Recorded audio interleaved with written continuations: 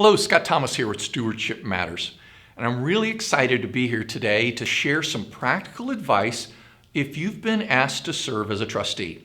Family Trust, this is a great resource. So if your friend or your family member asks you to serve as a trustee on their trust, your initial response should be, "Thank you for asking. I take the request very seriously, so give me a little bit more time to think about it."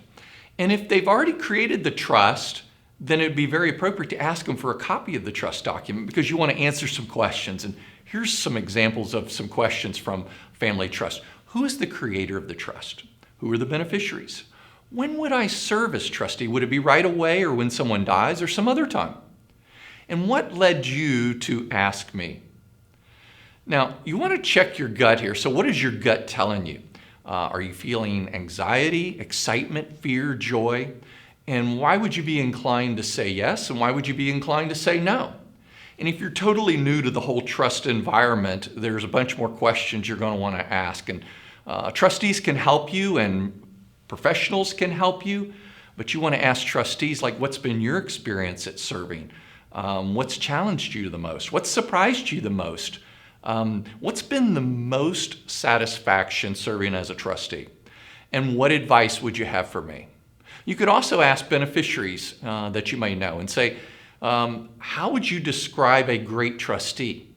And what works really well between you and your trustee?